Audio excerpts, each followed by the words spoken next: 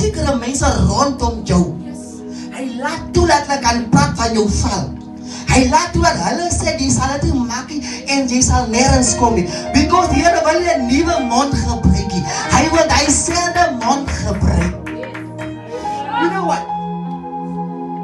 Hallelujah. There are people, God allows them to see your downfall. Amen. God allows them to see your struggles. Amen. Hulle is actually jou vyande nie. Hulle is jou getuienisdraers. They are the witnesses. They must first witness your struggles.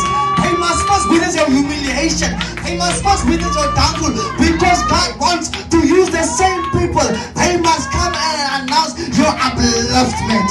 Hulle moet ook sê, dan kan jy weer sien. Dis net die Here waar jy kon so opgaan.